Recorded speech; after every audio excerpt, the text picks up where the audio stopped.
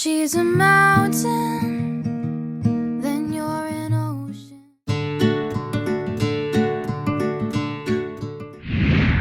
Is if you had to, in a sentence or two, sort of sum up your life philosophy, the thing that drives you, the thing that you're just explains who you are, what would you say it is? Ooh, that's a good one. As short as I can make it, I would say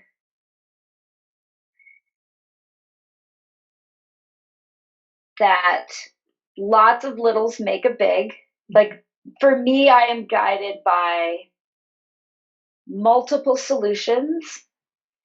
And for me, that includes working with people from different academic, professional, geographical, age, all different backgrounds, art and science and cold and warm places, and all different types of people to work on the same problem, because I don't believe that very many problems have one way to fix.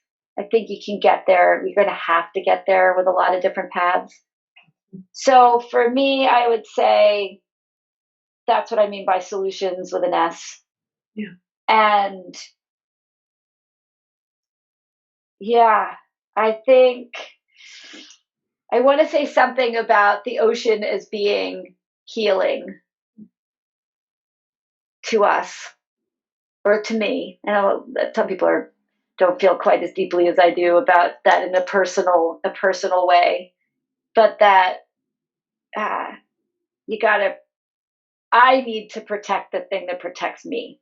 And I know there's a lot of people that feel that same. So I want to do my best to protect the thing that's ultimately protecting us all.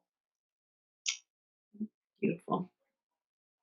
I think one of the reasons I'm drawn to you is that you, I think, like me, are not really a black and white thinker. And I think that's just what you said, is that your life philosophy is that there are lots of solutions and lots of ways to approach things. And we can honor all of those. And I appreciate that, because I think it also takes away from the fight. And I think you mentioned that earlier, that it doesn't have to be, well, I hate plastics, and so if you use them, you're terrible. And I love plastics, and if you tell me not to use them, you're terrible. That it really can be, okay, plastics are helpful in some ways. Synthetic material is helpful and life-saving. So how can we most responsibly use it? And how can we manufacture it in a way that causes the least harm? And how can we clean up the harm that is caused? And so I love that approach. And I think it's one of the reasons I liked you so much the first time I met you. And I will also say that I think my husband feels the same way you do about the water, that is his safe place. For me, it's more the trees, but I think that they're so intimately linked that the truth is, I think it's both. Or really for both of us, I think that there's something about the natural world. And for me, it's the trees and the root system and the communication that the trees have with each other. And just the sense that they blanket the world and protect us, which I think is similar to the way you feel about the ocean. Oh, I love how that sounds. I love how that sounds. I love how that sounds. Yeah, I agree. I think it's the same thing. And the way you just explained I think that was very eloquently said, and I completely agree. Thank you. The other thing I wanted to ask you is, if you were talking to people kind of coming up, so younger than you are, who are coming up and are sort of exploring this kind of interest in the ocean, or what would you say to them to encourage them? What would you say to them as advice as they're working through this? So I would say that getting experience kind of in the field, and when I say field, I mean both the literal field and the figurative field. Bless you. So out in the world, I don't think this is 100% of the time, but I think one of the things that we offer on Rosalia Project is the opportunity for people to volunteer on our 60-foot sailing oceanographic research vessel. And one of the things we say is, in order to protect the ocean, it is good to be on the ocean, not 100% of the time, but a lot of the time. And we've taken people who are PhD students in marine biology on the water who've really never done anything but wade around in mangroves, which is important, but that's important too. So I would say to try to figure out ways to have the opportunity to get in the field, under the canopy, on the waves, wherever it is that, under the sunshine, wherever it is that you're interested in, to get that sort of three-dimensional, all five senses, see the problem, or see a place that doesn't have the problem, like one or the other. I think that's really important. It's energizing, and I think it gives you a perspective that is important to focus where you want to go. I, in the end, got out of focusing by just starting up my own organization. That's how I didn't make a decision. I just did the things that I wanted to do. And so you see the whole nature of what I've set up is very not the same every day. But we have amazing people that come on board who help with the laser focus and very narrow subject matter expertise that I don't necessarily, that I haven't gone and chased, which is amazing. And which was my, so that's one recommendation, is kind of know yourself. And then once you kind of figure out yourself, and you don't have to say this is me forever and ever, but at least yourself at the moment. Is yourself at the moment someone who would like to be a laser focused subject matter expert? We need those. Or is that really not your jam?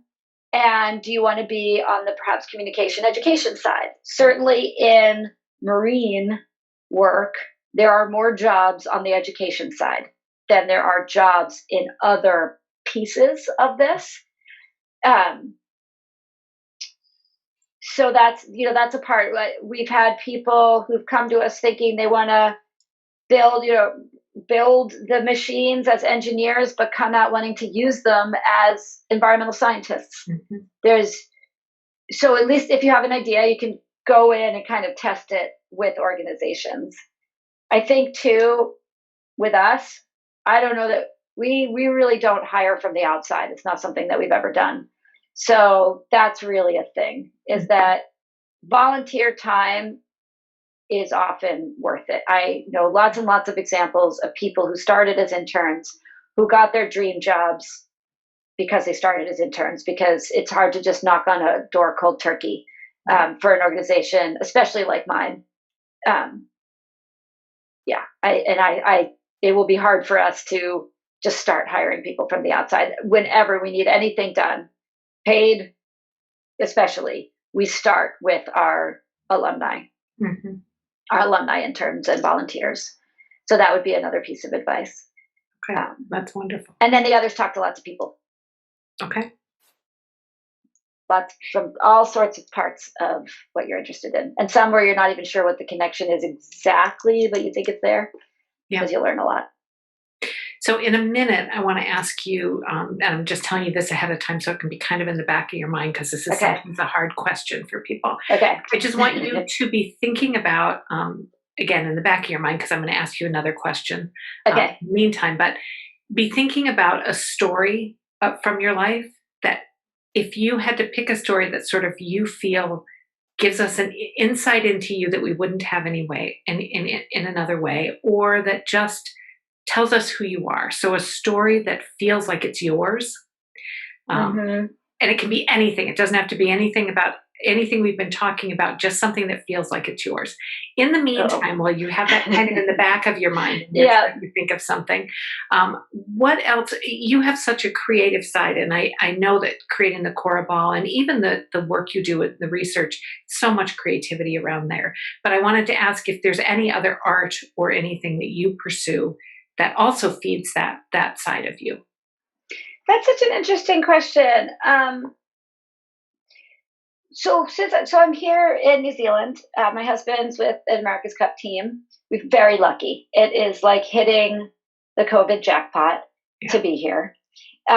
We did have an interesting experience in that we came out of the government managed isolation, and we had a week of complete COVID freeness in the first week of August.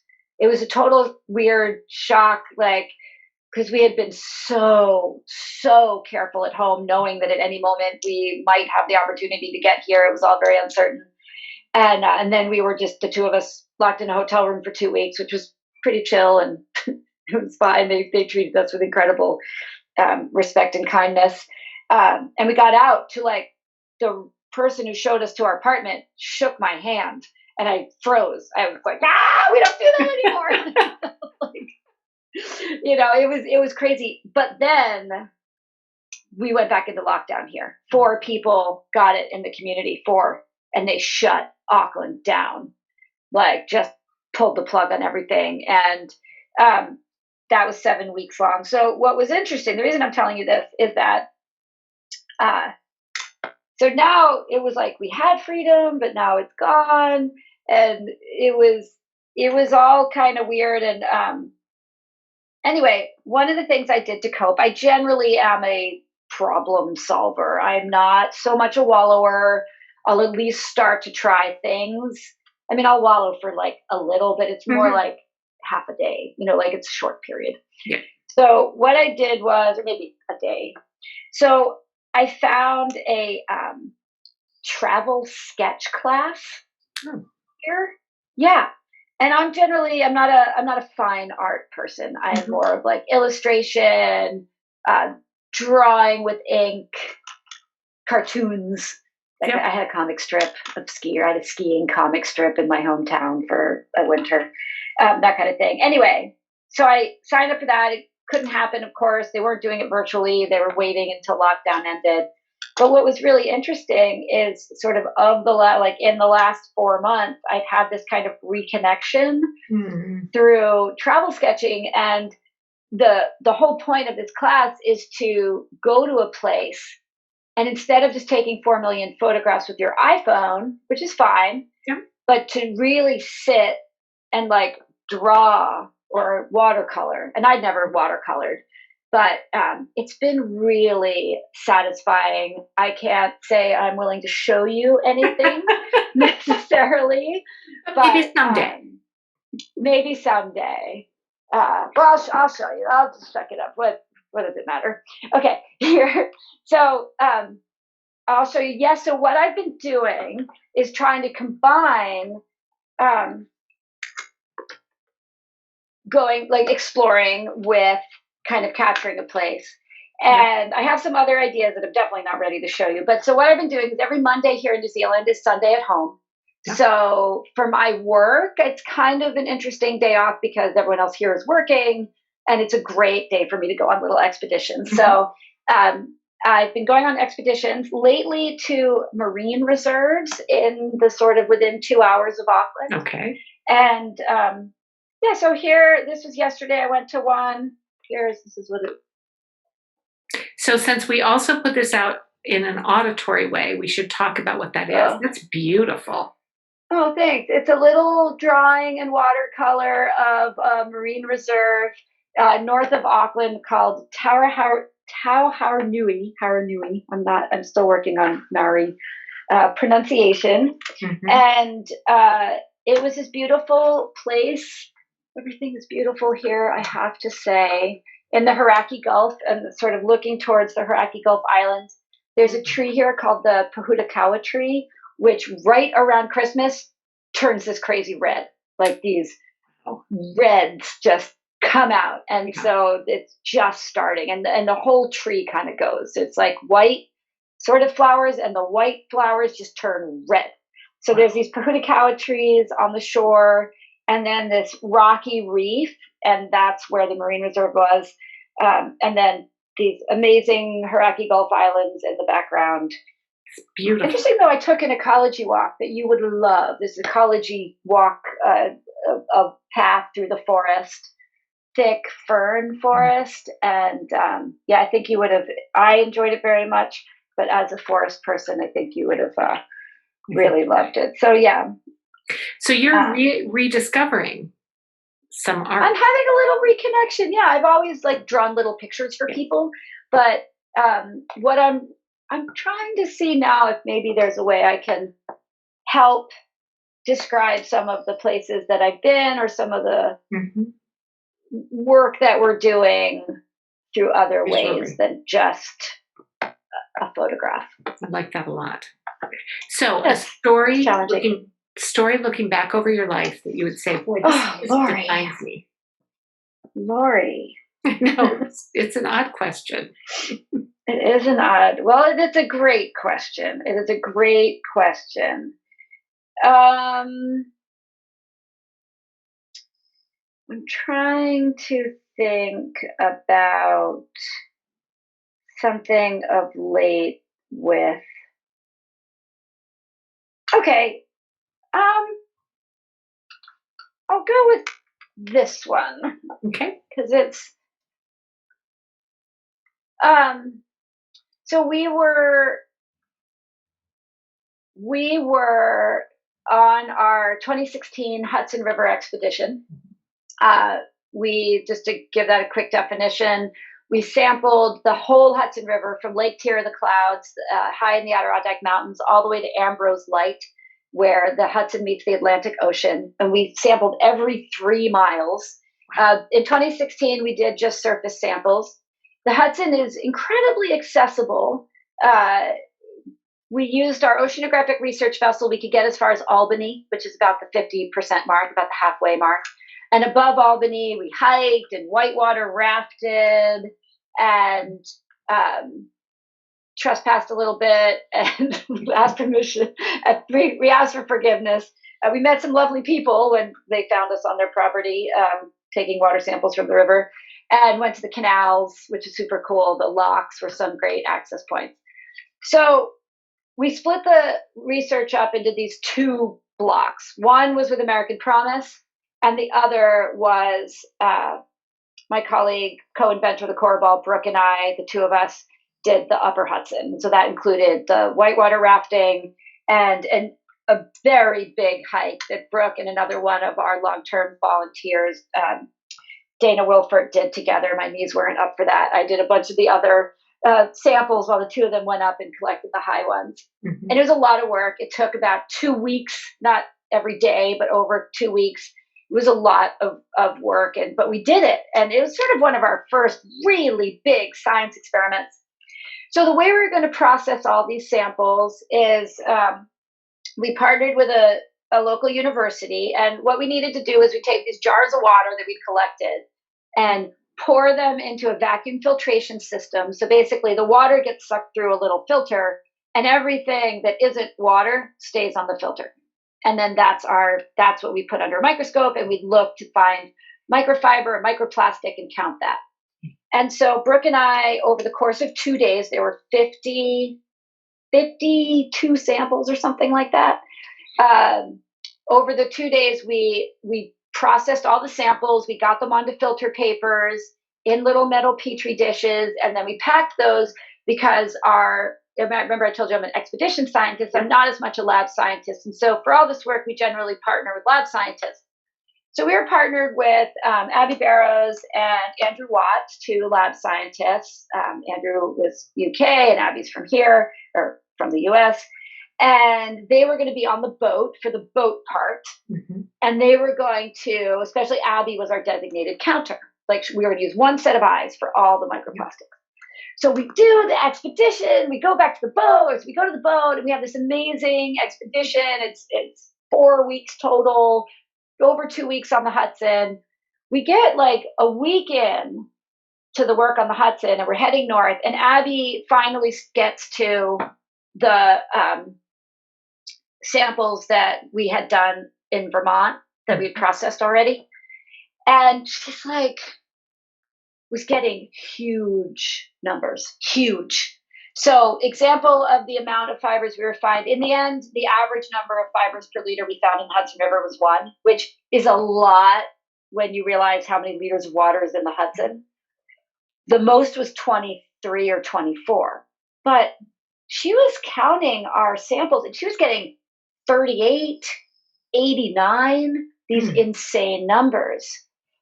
And I can remember very clearly having this conversation with her on the boat while we're steaming north between sample sites that we hadn't, she did the blanks. So the blanks are just, you take the water that you use to wash all your stuff, like the tap water, and we hadn't, so Brooke and I had not processed the blanks. We brought those in jars. There's still jars of water. And actually, I was just using those numbers. Sorry, it's like, it must have blocked it out. So she starts counting and realizes there's way too many in a lot of the samples. So she stops and she does the blanks. The blanks are what had 89 and 83 on one day and 23 and like 28 on the other day. The 2 days, wow. We did 2 blanks each day. Yeah. So you know what that means? It means there was contamination in the water or in the air somehow. We don't know how it could be the air because we were actually following procedure. And so the next thing that happened was I had to decide what to do. Yeah. We have half of the river not accurate. Mm-hmm. So do I try to fudge it? Well, clearly that wasn't an option. Do we just do half of what we set out to do, right, where we just acknowledge the lower Hudson, mm-hmm, and we say this is a paper about the lower Hudson? Because I didn't know, I was thinking we don't have the budget. I mean, we've gotten one grant to do this. Right. This was before Nat Geo. This was not a Nat Geo grant. We've gotten one grant through Rosalia Project. I'm the executive director of Rosalia Project and in charge of all this. Yeah. And I'm like, wow, we don't have the money to redo all this. It took 2 weeks. Yeah. It's the wrong time of year now. There's a lot of fraught here. This is a terrible mistake on my part. Total rookie science mistake to not process the blanks first, to make sure you don't have contamination before you go and potentially contaminate all of your hiked for, whitewater rafted for, which we had to pay for.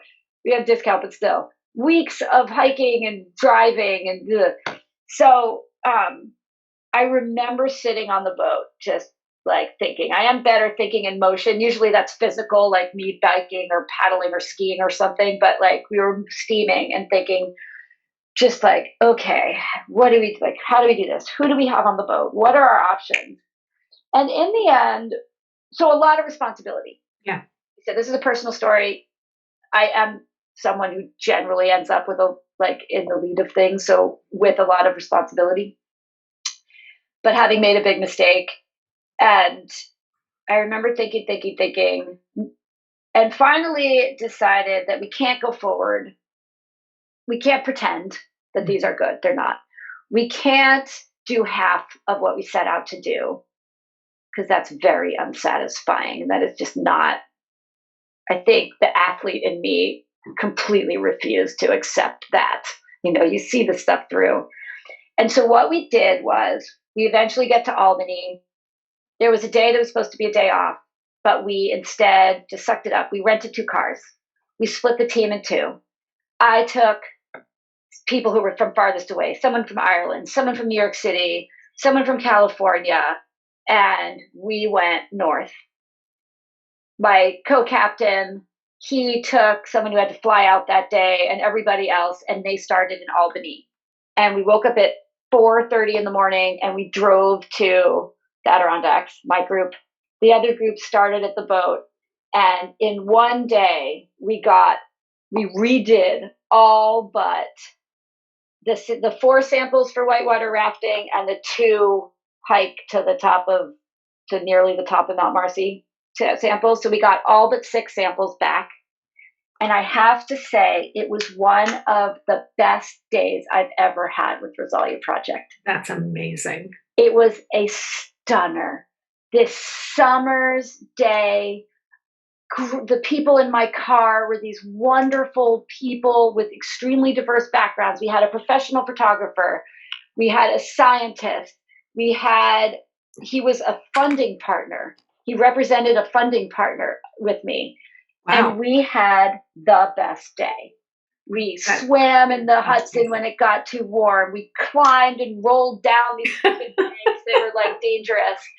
And for me, I think that describes a lot of my life of late, which is big challenge, but often after making hard decisions, realizing a reward, for sort of really trying hard to do the right thing, to really try to make the decisions that aren't necessarily the easy ones or the least expensive ones.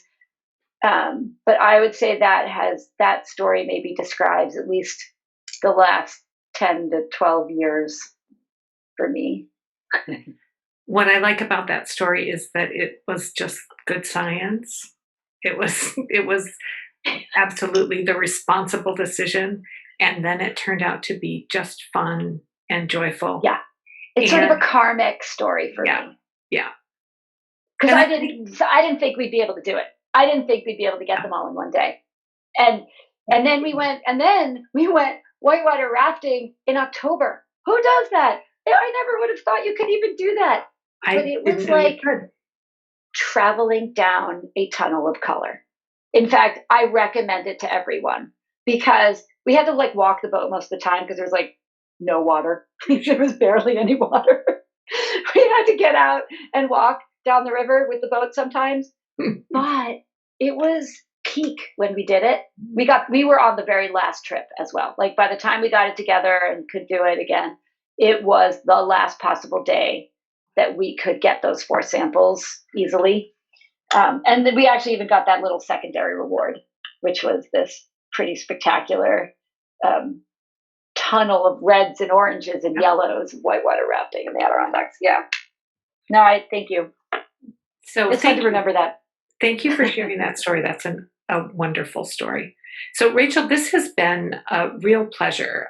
We will be splitting it into 2 episodes, and I will send both to you. I'm going to listen back through it and figure out where we can cut it so that we have 2 half-hour episodes. And it has been just such a pleasure to talk to you. You are wonderful, and I'm hoping that we have lots of many, many more things to do together. And thank you for writing the introduction to the book. It was quite wonderful for you to do that, and we really appreciate it. It was an honor. It was an honor to be asked. And again, like I said, I love the premise and what you do, and I actually appreciate very much some of your, like I said earlier, very eloquent observations about some of this stuff. I think sometimes I use a lot of words, and I appreciate you getting straight to it on some of them. So thank you for finding me, and again, for the honor of writing the foreword, and for the pleasure of this discussion today. Yes, and thank you so much. And for everybody who's listening, this is Lori, and we're with Rachael Z Miller, and who is an amazing oceanographer, really. And so thank you for listening. And this is Inclusivi-TEA Sustainability, and I will see you next time. Thank you.